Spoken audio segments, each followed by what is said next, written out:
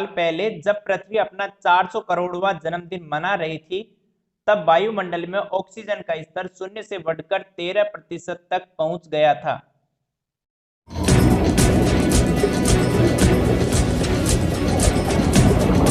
आप एक गहरी सांस लीजिए, क्योंकि अब उथल पुथल होने वाली है। ये है न्यूक्लियर एक्सप्लोजन, एक बायोलॉजिकल बिग बैंग।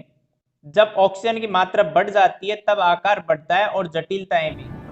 ऑक्सीजन हमें ऐसा करने देती है। करीब 3 करोड़ साल के इस काल में जानवरों के सबसे ज्यादा और सबसे अहम समूह पैदा हुए। करीब 50 करोड़ साल पहले समंदर में पहली कांटे वाली मछली पैदा हुई। ये मछलियां हमारी पूर्वज हैं। हालांकि ये देखने में हमारी जैसी नहीं लगती, लेकिन इनमें ऐसे अंग हैं जिनसे हमारे शरीर के अंग बने, जिनमें रीढ़ की हड्डी, दांत और जबड़े वाला मुंह शामिल था। हमें अपनी पूर्वज मछलियों से बहुत कुछ मिला है। असल में आज के सारे रीढ़ वाले जीव उन मछलियों के बॉडी प्लान पर बने हैं। पृथ्वी के इतिहास के पहले 400 करोड़ साल में पौधे और जीव समंदर तक ही सीमित थे, लेकिन ये सब बदलने लगा था। ऑक्सीजन के साथ ही ओजोन लेयर बना, जो हमें सूर्य के खतरनाक रेडिएशन से बचाता है।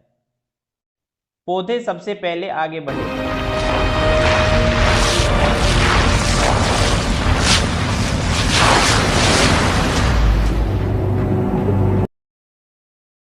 करीब 40 करोड़ साल पहले जीव भी आगे बढ़ने को तैयार हो गए।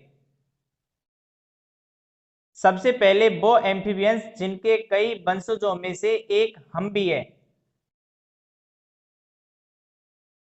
जानवरों के विकास के सिलसिले में मुझे जो बात सबसे दिलचस्प लगती है वो है एम्फीबियंस का प्राचीन महासागरों से बाहर आना और जमीन पर आकर सांस लेना। ये तो वैसा ही है जैसे हमारे दादा के दादा के दादा समंदर से बाहर आए हो और इस दुनिया का नजारा किया। उसे देखकर उन्होंने कहा होगा कि अरे, मैं तो यहाँ रह सकता हूँ। उन पेड़ों, कीड़ों मकोड़ों को देखो, यहाँ खाना भी है, मैं यहाँ रह सकता हूँ।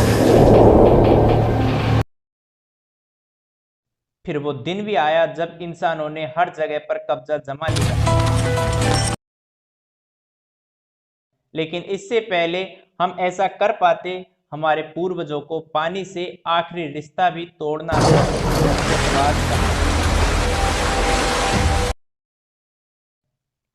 आज के मेंढकों की तरह जो जली जैसे अंडे देते थे वो जमीन पर सूख जाते थे, लेकिन कुछ एम्फीबियंस ने इस समस्या का भी हल ढूंढ लिया।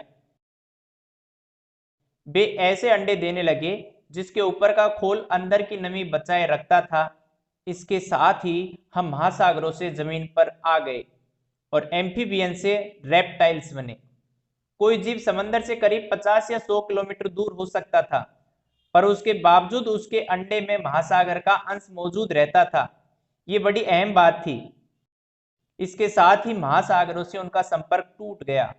अब वो धरती की दूसरी जगहों पर बसने लगे।